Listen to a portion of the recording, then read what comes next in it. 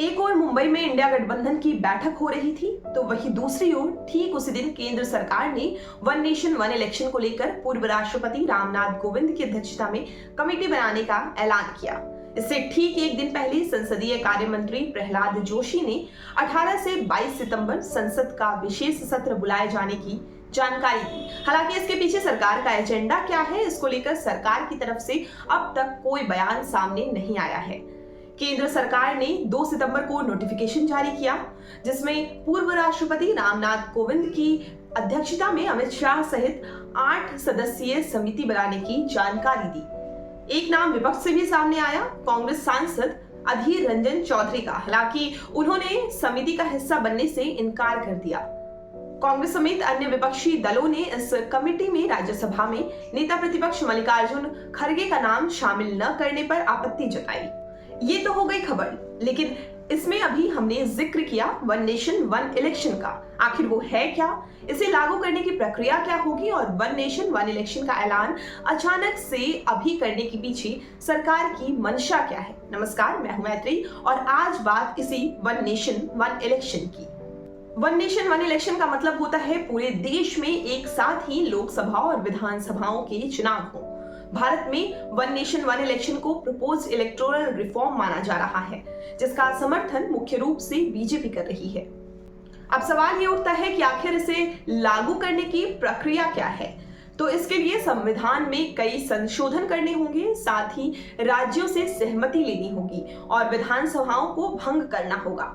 संशोधन के अलावा कम से कम इस विधेयक को आधे से ज्यादा राज्यों की विधानसभा में पास होना जरूरी है। हालांकि बीजेपी के लिए ये बिल्कुल भी मुश्किल नहीं है, क्योंकि बीजेपी या उसकी सहयोगी दलों की 12 राज्यों में सरकार है। साथ ही ओडिशा और आंध्र प्रदेश जैसे राज्यों को इससे फर्क नहीं पड़ेगा, क्योंकि यहाँ विधानसभा और लोकसभा चुनाव एक साथ ही होते हैं।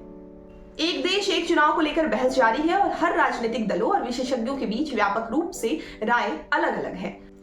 प्रधानमंत्री Narendra Modi one nation one election की पैरवी करते रहे हैं। उन्होंने 2018 में संसद को संबोधित करते हुए कहा था कि लगातार चुनाव से न सिर्फ मानव संसाधन पर अत्यधिक बोझ पड़ता है, बल्कि चुनाव आचार संहिता लागू हो जाने से इन विकास कार्यों को पूरा करने की प्रक्रिया भी बाधित होती है। लेकिन इन सबके बीच ये जानना जरूरी है कि इसे लागू करने से क्या फायदे और क्या नुकसान होंगे। सबसे पहले बात फायदे की। एक देश एक चुनाव इलेक्शन की कुल लागत को कम कर सकता है, क्योंकि राजनीतिक दलों और सरकार को अलग अलग समय पर कई चुनाव कराने की जरूरत नहीं होगी। इसका उद्देश्य स्टेबल गवर्नेंस प्रोवाइड करना है, क्योंकि बार बार चुनाव प्रशासन के डेवलपमेंट और गवर्नेंस पर ध्यान देने के बजाय इलेक्शन पर ध्यान खींचता है। वन नेशन वन इलेक्शन चुनाव प्रक्रिया को सुव्यवस्थित कर सकता है, जिससे समय की भी बचत हो सकती है। ऐसी संभावना है कि ज्यादा मतदाता संयुक्त चुनावों में पार्टिसिपेट करेंगे, जिससे मतदान प्रतिशत भी बढ़ेगा।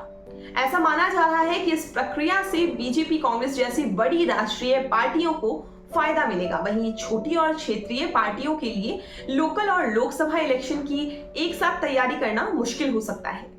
इसके इतर अगर हम इसके लागू होने से होने वाले नुकसानों की बात करें, तो सबसे पहली चुनौती होगी लॉजिस्टिक। भारत के एरिया और डाइवर्सिटी को देखते हुए एक साथ चुनाव कराने में सबसे बड़ी समस्या है लॉजिस्टिक, खासकर सुरक्षा, जनशक्ति और संसाधनों के मामले में। एक साथ कई जगह चुनाव कराने के लिए ज्यादा से ज्यादा ईवीएम और वीवीपैट मशीन चाहिए होंगी। आलोचकों का तर्क है कि चुनावों के बीच लंबे कार्यकाल से निर्वाचित अधिकारियों की अकाउंटेबिलिटी कम हो सकती है, क्योंकि उन्हें लगातार प्रदर्शन करने की जरूरत महसूस नहीं होगी। संयुक्त चुनाव में राज्य के मुद्दे राष्ट्रीय मुद्दों पर भारी पड़ सकते हैं, जिससे क्षेत्रीय हितों को नुकसान होगा।